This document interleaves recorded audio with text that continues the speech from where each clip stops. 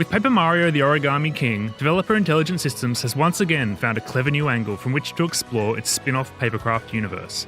It's also revamped the gameplay, shifting combat away from single-use stickers and cards and replacing the classic flat combat plane with a circular combat arena. While there's plenty of charm here, there isn't much meat to the mechanics, and I found myself wishing I had more choices to make.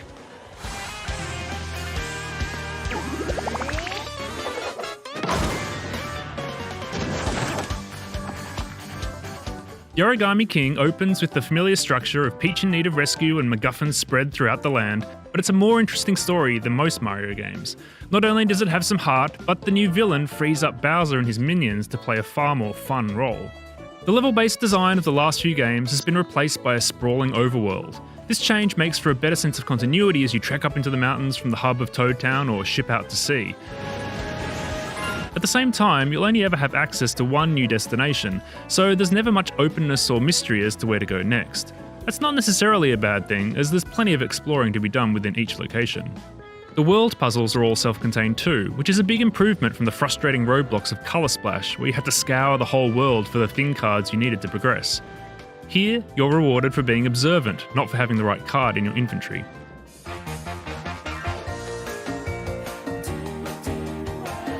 You're also rewarded for examining every nook and cranny, as the Origami King is brimming with secrets. There are literally hundreds of hidden toads to discover, for instance, and they can be almost anywhere.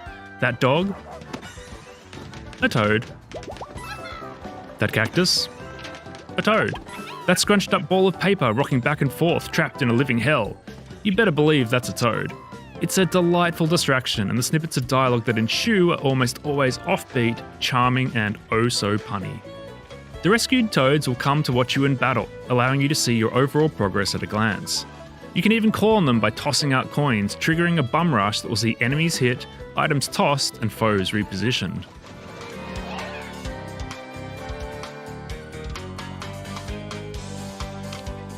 Moving opponents around is key to the Origami King's new battle mechanics. For each wave of enemies, the goal is to shift them so you can either headbop down the line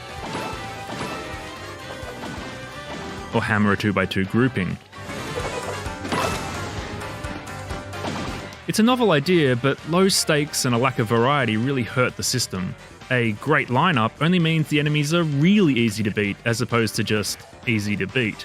It's also monotonous because the hammers and boots that you use for the majority of attacks offer little real choice. They all attack in the same two patterns. The small selection of items do too, with only the power block offering a full arena effect. Even the origami enemies are disappointingly bland. Sure, there are the occasional twists that force you to pay attention. Ghosts, for instance, disappear before you start repositioning them, while ninja use log decoys if you try to hit them with a hammer. But other than that, it's all a bit of a letdown. Intelligent Systems does deliver something more involved with the Origami King's boss battles at least.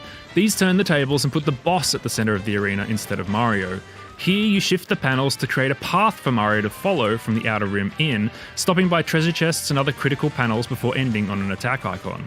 While these battles rely heavily on trial and error, they're certainly more interesting than regular combat, and the cast is more memorable too.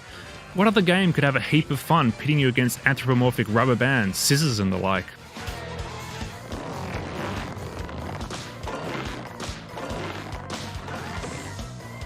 Mario and his origami offsider Olivia are periodically joined by an additional party member on their adventure, but these new companions are played almost entirely for story and dialogue purposes. I found the amnesiac Bob-omb entertaining company, for instance, but he has no abilities outside combat, and when he does join you in a fight, you don't get to control him and he mostly falls on his face, literally. I can't help but wonder what the Origami King might have been like if it had a supporting cast with more gameplay purpose. Even so, it's clear just how much attention has been lavished on this papercraft world. Standout locations like Shroom City take the series' visual design to a whole new level, while its tactile aesthetic has cleverly been incorporated into puzzles and secrets throughout the entire campaign. More than that, the Origami King is liberally peppered with one-shot palette cleansers, mini-bosses, mini-games, song and dance routines, more song and dance routines, Broadway-style stage productions, hilarious Nintendo cosplay, and more. You never know what to expect, and while not everything lands, the sheer variety here is hugely impressive.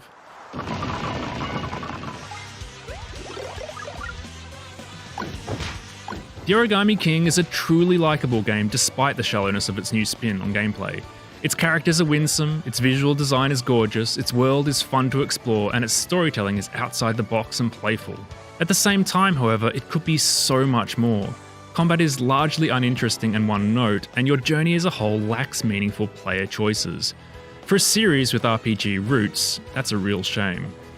Be sure to read my full written review of The Origami King on IGN, and to see how Paper Mario has evolved over the years, check out IGN's legacy reviews of Color Splash and Sticker Star. For everything else, stick with IGN.